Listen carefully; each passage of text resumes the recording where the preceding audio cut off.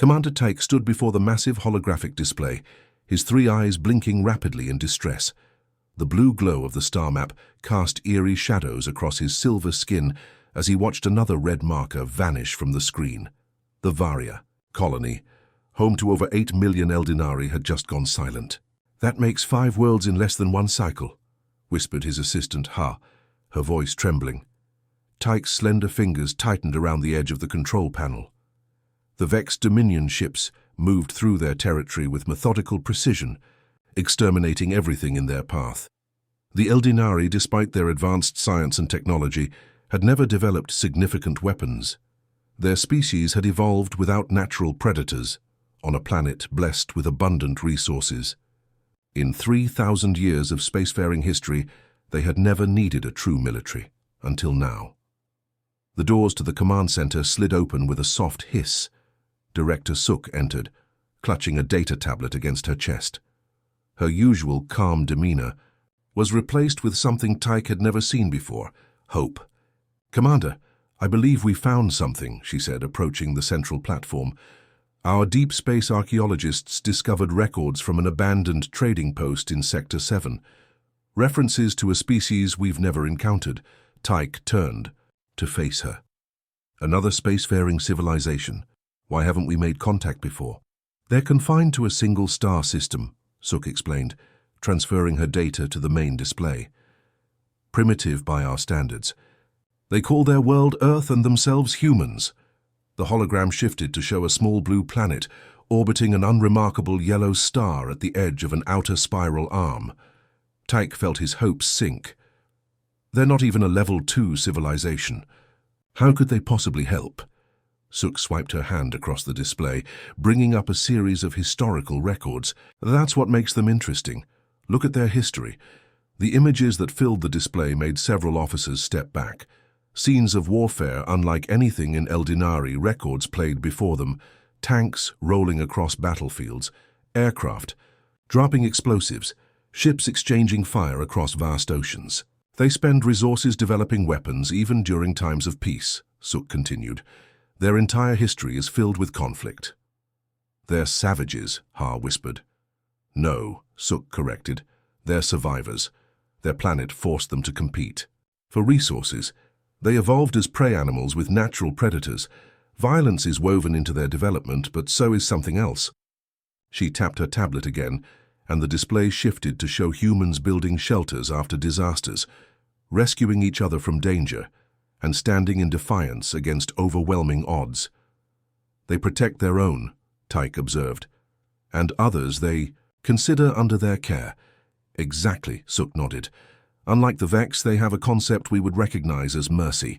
Unlike us, they have a concept we would recognize as righteous fury. They might help us if we can reach them." Tyke stared at the small blue planet, calculations running through his mind. The Vex would reach the core Eldinari worlds within 3 months. At current estimates, over 30 billion of his people would die. "Prepare a transmission," he ordered. "Finally. All frequencies, all formats. Send everything we know about the Vex attacks and add this message: we beg for your help. We are being exterminated." The communications specialists worked frantically, compressing vast amounts of data and launching it toward Earth. When the transmission was complete, Tyke returned to his quarters and did something no Eldinari commander had done in recorded history. He prayed for war. Admiral Sung-Ho Kim stood frozen in the Joint Chiefs briefing room as the alien transmission played again. Around the table sat the top military leaders of Earth's united forces, all equally stunned. "Play it once more," he requested, his voice barely above a whisper. The technician nodded and restarted the message. Strange symbols flowed across the screen, automatically translated by the AI systems. The images were unmistakable: cities burning, entire planets going dark, and strange silver-skinned creatures fleeing from implacable hunters. Then came the simple message at the end: "We beg for your help." "We are being exterminated." "Authenticity confirmed, sir," said Colonel G. "The transmission originated from approximately 42 light-years away. It's real. First contact is official, and it's a distress call." Kim ran a hand through his gray hair. "In 30 years of military service, nothing had prepared him for this moment. Humanity, still taking its first tentative steps into the solar system, was being asked to fight an interstellar war against an enemy they knew nothing about, to save aliens they had never met. "Alert the Security Council and the President," he said finally, "and begin analysis of all technical data included in the transmission. If we're going to help these Eldinari, we need to understand what we're facing." As his staff rushed to carry out his orders, Kim remained staring at the final frame of the transmission, the three-eyed face of Commander Tyke, with an expression that needed no translation across the gulf between their species: fear, hope, desperation. Humanity's first alien contact wasn't a greeting. It was a cry for help. The Great Hall of the United Nations fell silent as General Park stepped up to the podium. The emergency session had been ongoing for 14 hours, with representatives from every nation on Earth debating what many called the most important decision in human history. "Ladies and gentlemen," Park began, his voice steady despite having gone without sleep for nearly 2 days. "I will show you footage transmitted by the Eldinari. What you are about to see is difficult to watch, but it is necessary to understand what we face." The lights dimmed, and the massive screen behind him flickered to life. The footage showed a peaceful settlement on a world with 2 moons visible in a purple sky. Silver-skinned beings moved through streets lined with crystalline structures that caught the light and broke it into rainbows. Then the sky darkened. Black ships descended through the clouds. What followed made several delegates turn away. Others wept openly. The Vex moved with terrible efficiency, methodically destroying every structure, every piece of technology, and every living being. They didn't shout or seem angry. They simply exterminated like farmers culling an unwanted crop. When the lights came back on, Park continued. "The Vex have destroyed 5 Eldinari colony worlds. Based on their movement patterns, they will reach the Eldinari home system within 3 months. Over 30 billion sentient beings will die unless we act." Defense Minister Choi raised his hand. "General, we must consider our own security. These Vex clearly possess technology far beyond our own. If we antagonize them, could they not simply turn their attention to Earth next?" "A fair question," Park acknowledged. "Our analysts believe the Vex are focused on the Eldinari precisely because they pose no military threat. The Vex appear to eliminate potential competitors before they become dangerous. If we do nothing, they will eventually discover Earth anyway and find us equally unprepared." The Secretary-General called for a brief recess. As delegates filed out to consult with their governments, Admiral Kim approached Park in a quiet corner. "How did it go?" Kim asked. Park sighed. "They're afraid, and I can't blame them. We're talking about sending our people to fight a war light years from home against an enemy we barely understand. Do you think Earth will vote to help?" Before Park could answer, a commotion erupted at the main entrance. Security personnel surrounded someone, or something, moving toward the chamber. "What's happening?" Kim asked, reaching for a sidearm. That wasn't there. The crowd parted, revealing a slender figure escorted by UN security. Silver skin gleamed under the lights. 3 large eyes blinked nervously at the crowd of humans. "An Eldinari," Park whispered. "They sent an ambassador." The alien was rushed to a secure conference room, where translators and xenobiologists worked frantically to establish communication. After 2 hours, they emerged. The Eldinari ambassador, who called himself Nari, would address the assembly. When the session reconvened, President Lee took the podium first. "Representatives of Earth," she said, her voice carrying to every corner of the hall. "Throughout our history, humanity has often failed to act in time to prevent genocide. Today we have the chance to save not just a culture, but an entire species." She gestured to Nari, who approached the podium with graceful, gliding steps. "People of Earth," the translator conveyed his words. "I have traveled for 60 days at great risk to reach you. I am the last survivor of Mentar colony. Before the Vex came, we were 8 million. Nari's 3 eyes closed briefly in what the xenobiologists identified as profound grief. "We have studied your history since discovering your world. You fight wars we cannot comprehend. You have concepts like enemy that have no direct translation in our language. We never needed them. But now we need you, your courage, your strength, your willingness to fight for others. The vote came an hour later. It was unanimous. Earth would stand with the Eldinari. Within days, the newly formed United Earth Defense Force mobilized. Military vessels from every major nation were retrofitted with experimental faster-than-light drives based on Eldinari specifications. Weapons. Systems were upgraded using technical data from the alien transmission. On the launch deck of the UES Defender, Admiral Kim watched as crews made final preparations. The ship, formerly an aircraft carrier, had been transformed into humanity's first true spacefaring warship. Colonel June approached, offering a crisp salute.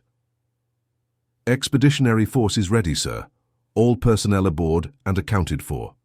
Kim returned. The salute. "This mission is unlike anything in human history, Colonel.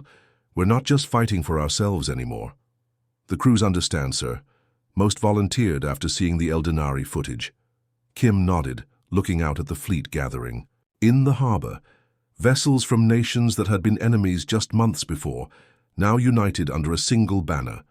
"Humanity has spent its entire history fighting itself," Kim said quietly. "Perhaps this is what we needed, a reminder that there are worse things in the universe than each other." As the sun set, the order was given. The first human fleet bound, for interstellar war lifted from Earth's oceans and rose toward the stars. The human fleet dropped out of faster-than-light travel with a flash of blue light.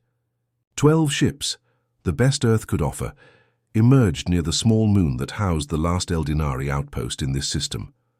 Colonel June stood on the bridge of the lead ship, the UES Defiant, watching as the tactical display updated with information from their sensors. 6 Vex warships detected, reported Lieutenant Sun from the sensor station. "They're surrounding the moon base but haven't begun their final assault." Colonel June nodded. Their arrival was perfectly timed. "Any response to our presence?" "Nothing. Yet, sir. They don't seem to have noticed us."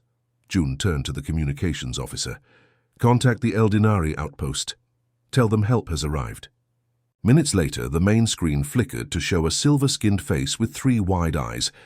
The Eldinari looked exhausted, but shocked to see humans. "You actually came," she said through the translator. "I am Director Suk, Science Leader. Of Outpost 7, we have only 48 survivors remaining. I'm Colonel June of the United Earth Defense Force. We're here to help.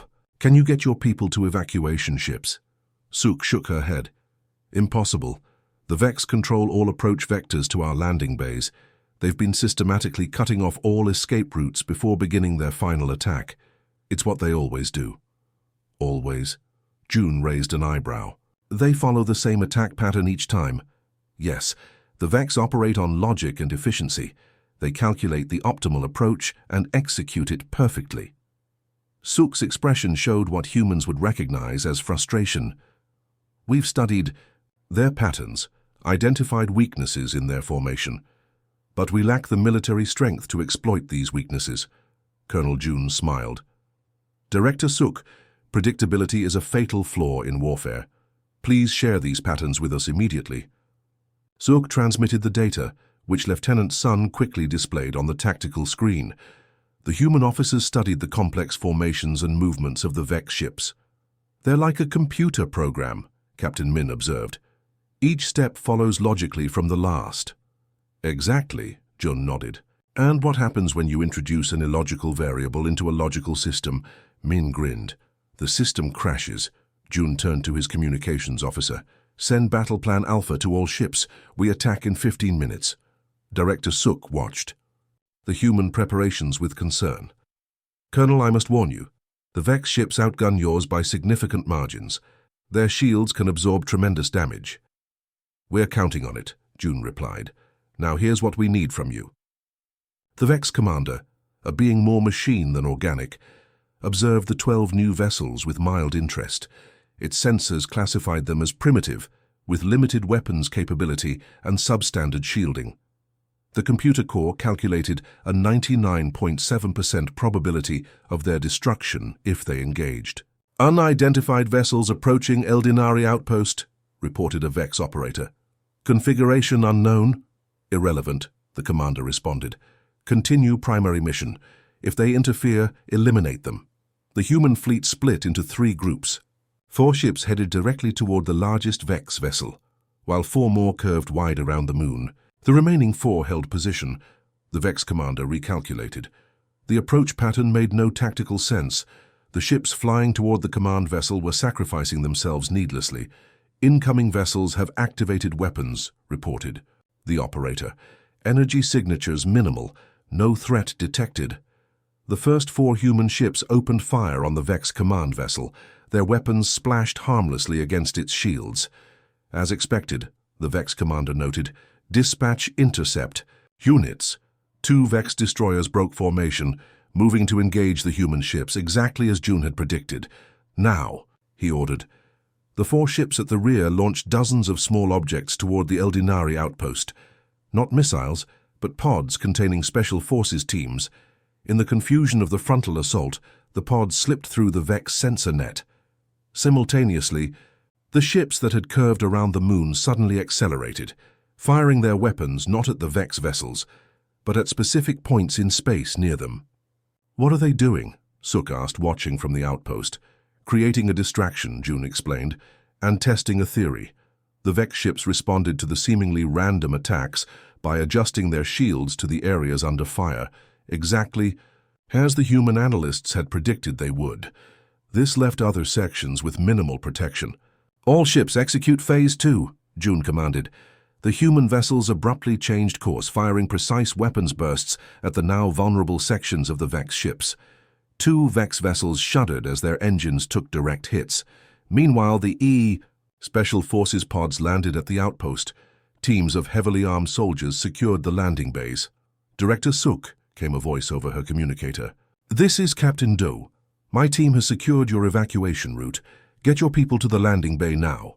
The Vex commander watched as its carefully calculated battle plan disintegrated. The human ships moved erratically, sometimes taking damage, needlessly to position for a more damaging counterattack. They sacrificed efficiency for unpredictability.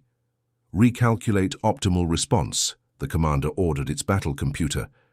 "Unable to predict enemy movement patterns," came the reply. "Insufficient data." For the first time in its existence, the Vex commander experienced what humans would call doubt.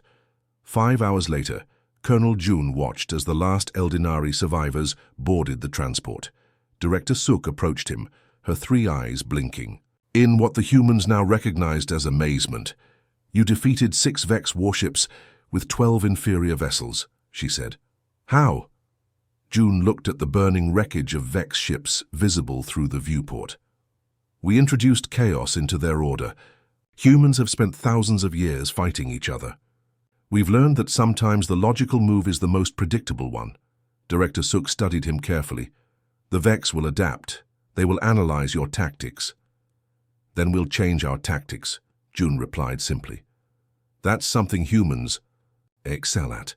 As the fleet prepared to depart, news of the victory spread throughout human and Eldinari space.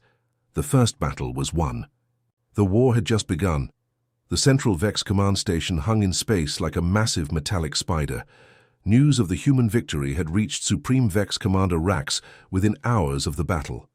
Seated in his control sphere, surrounded by data feeds, Rax found himself experiencing an unfamiliar sensation. Doubt. "Display Outpost 7 battle footage," he ordered. The holoprojector activated, showing the human vessels executing maneuvers that defied Vex battle protocols. Ships deliberately taking damage to create openings. Weapons fired at seemingly empty space to force shield redirections. Infantry units charging directly into fire zones to allow flanking teams access to critical systems. "Analysis," Rax demanded. "Inconclusive," responded the central computer. "Human tactics contain randomized variables that cannot be reduced to predictable patterns." Rax's metallic fingers tightened on the arm of his command chair. In 300 years of Vex expansion, no species had ever presented this problem. The logical approach had always been sufficient. Efficiency had always prevailed. Recommendation? Eliminate the new variable, stated the computer. Redirect all available forces. The human element must be removed before proceeding with Eldinari. Extinction protocol. Rax transmitted the order immediately.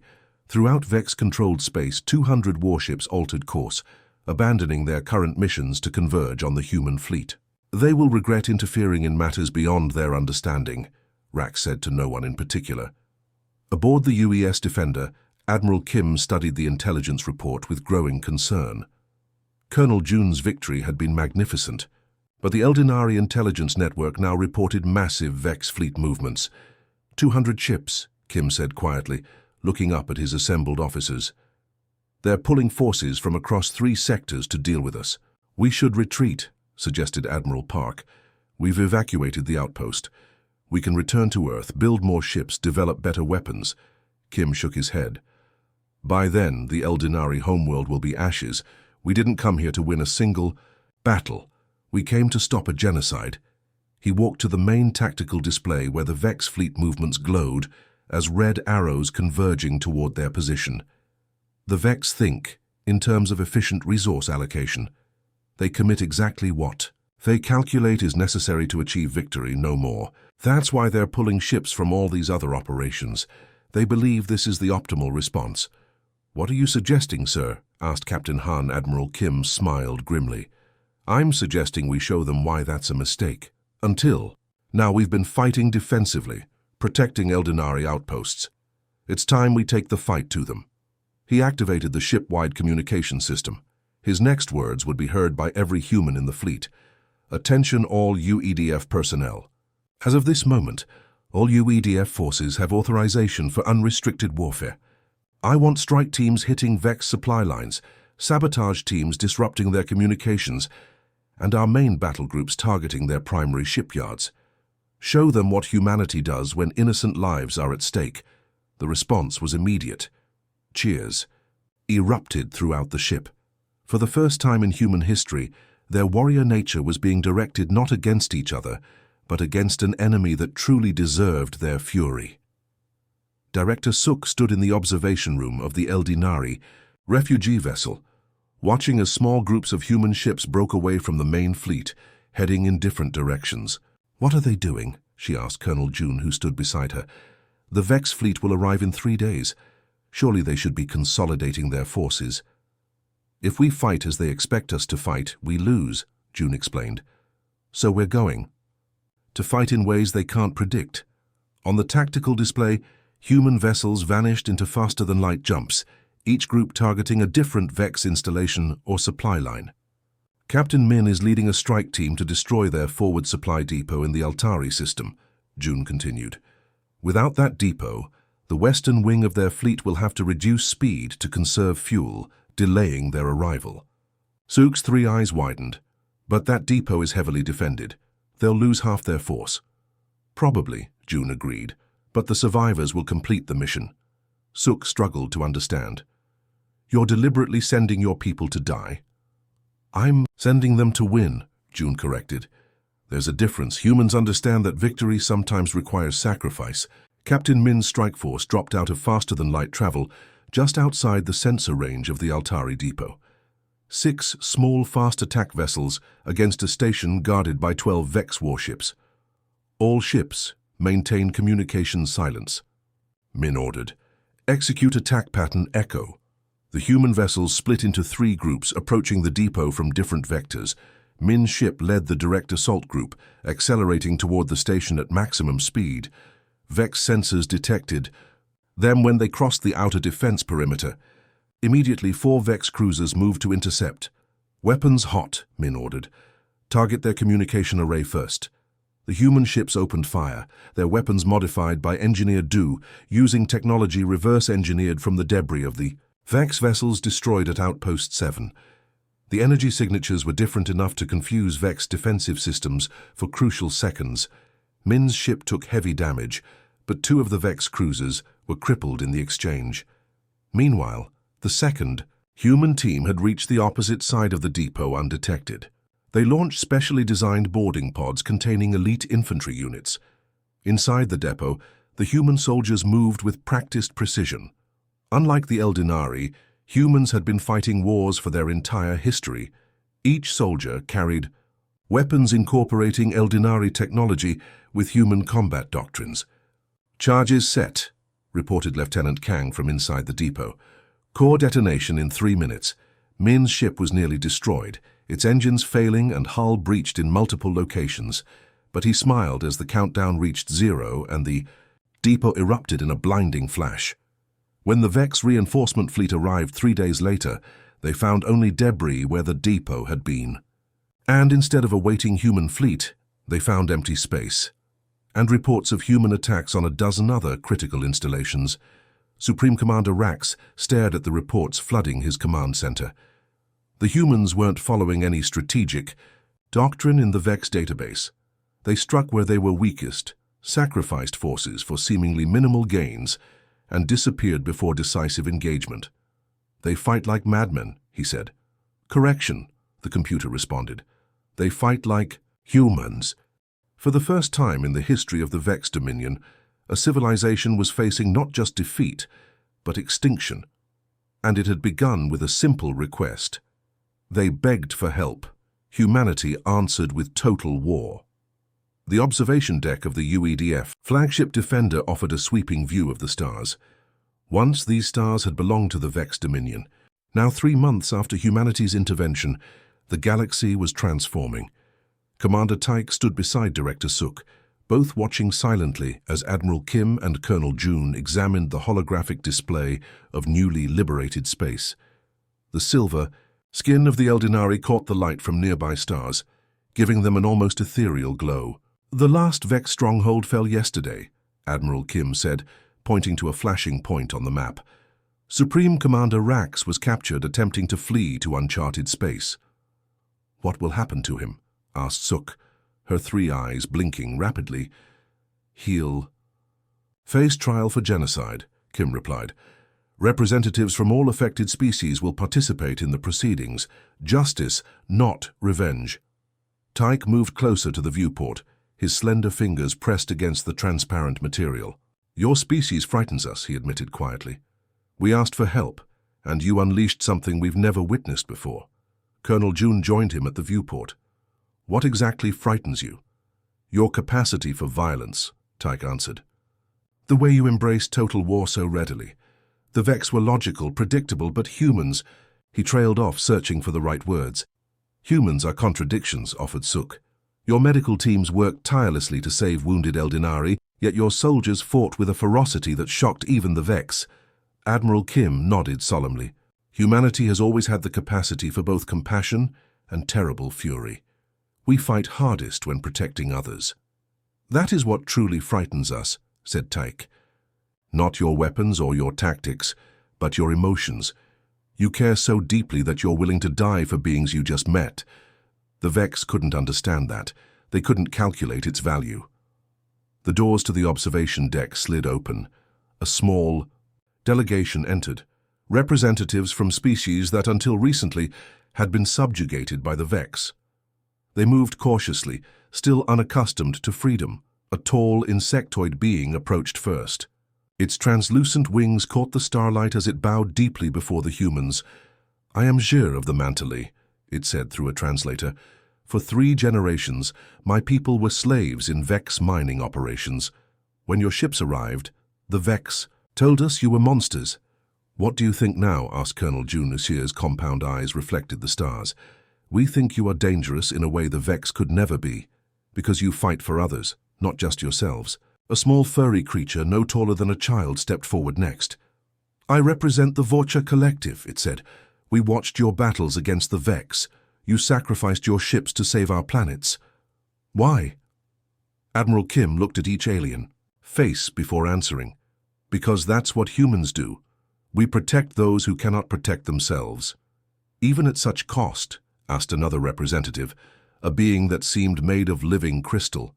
"Especially at such cost," Kim replied.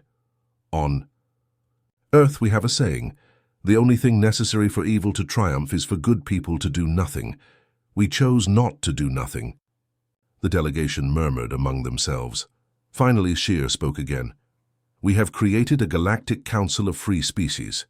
We wish for Earth to join us, to help guide us in creating a better galaxy. Tyke seemed surprised. You wish to align yourselves with such a dangerous species? The crystal being emitted a soft chime that the translator interpreted as laughter. We would rather have dangerous friends than dangerous enemies. The humans have proven themselves worthy allies. Admiral Kim exchanged glances with Colonel June before responding.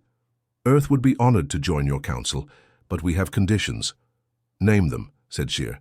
First, all species must be treated as equals, regardless of technological development. Second, we establish mutual defense pacts to prevent any future Vex-like threats. And third, Kim paused, looking at Commander Tyke. The Eldinari must have a seat on this council. They were willing to reach across the stars for help when they needed it most. That kind of courage deserves recognition. As the diplomatic discussions continued, Commander Tyke moved to a quiet corner of the observation deck. Admiral Kim joined him there. You have changed the galaxy forever, Tyke said softly. For better or worse, nothing will be the same. Change was coming anyway, Kim replied. The Vex saw to that. My people have never been warriors, Tyke continued. We never understood the concept of fighting for a cause greater than one's own. Survival. But now we must learn. Not necessarily, Kim said. The galaxy needs builders and healers as much as it needs defenders. The Eldinari can teach humanity much about peace and cooperation. Perhaps that's the real reason our paths crossed, not so we could fight your war, but so we could learn from each other. As they looked out at the stars together, a small Eldinari transport ship docked with the Defender. The first refugees were returning to their homeworld, escorted by human vessels. They begged for help, Tyke whispered, watching his people come. Home. Humanity answered with total war. And now, Admiral Kim added, we answer with peace.